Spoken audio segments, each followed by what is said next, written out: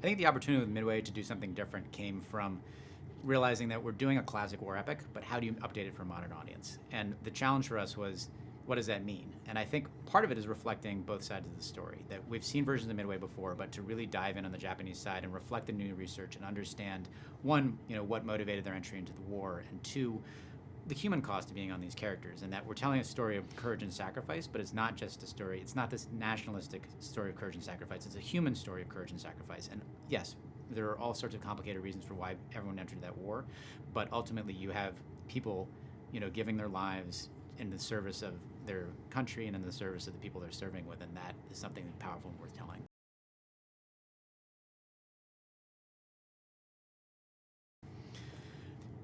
I think it's very important to us to tell a balanced story that showed both sides of the battle in order to reflect that this is a human story, and that the power of it to me comes from the fact that there is courage and sacrifice on both sides, and that ultimately, that is the horror of war. That, as Patton said, that you're trying to make some other poor bastard die for his country. That these are, if you're looking at the Japanese side, you have someone who was maybe born in a village and had never been on a boat before and is suddenly trained up and is suddenly standing in a hangar deck that is grossly on fire, and he knows he's probably not going to get off, and he's trying to save the ship.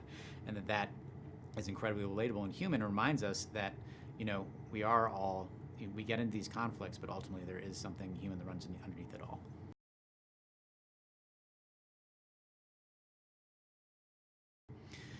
I think we look back on the Second World War because it feels from a distance like it was morally uncomplicated from an American perspective, that we were attacked in Pearl Harbor and we were responding to it. And the frame of this story is essentially a revenge story, that I was very aware that the American military between the wars was a very small institution. So when the USS Arizona blew up, it was very likely that you knew someone aboard her if you were serving in the Navy. So that there are these personal costs and personal stakes that dragged us through to the Battle of Midway just 6 months later. American Navy's been doing incredibly poorly, and then suddenly you have this turnaround moment where they sink 4 of the Japanese carriers, and from that moment on, this war is going to be fought on roughly equal footing until eventually the American reinforcements begin to overwhelm the Japanese. But here's a enormous epic comeback story that has been told in various forms before, but never told with, hopefully, this sweep, and never told with the specificity of this group of people, led by Richard Halsey Best, Dick Best, whose story I find incredibly compelling. This is someone who, I read a paragraph about him and thought, here's someone who should have won the Medal of Honor. He never flew again after the Battle of Midway. There's a natural end to this story, and I'd never seen his story in either the documentaries or movies I'd seen before. And to be able to tell his story and, this story of loss and sacrifice felt important.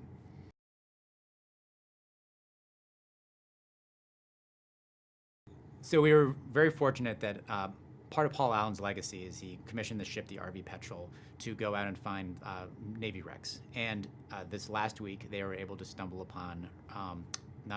through dedicated research, we were able to figure out, where the battle had happened, sonar map the floor, and eventually find the Kaga, which is the first ship that we see McCluskey and Dickinson dive upon in our battle sequence. And they found her at 6,000 meters lying under the ocean floor because, the light doesn't penetrate that deep, relatively well preserved. You can see the terrible fires that raged aboard her. You can see, little details of the ship that we never knew because we're working off of, this information was classified before the war. We have these grainy spy photographs, and suddenly you're seeing the actual ship preserved as she sank, as the fires were extinguished. And you realize, first of all, you're learning something about history. We will learn something from that. And second of all, this is hallowed ground. And there are hundreds of Japanese sailors who died aboard that ship. It is a tomb.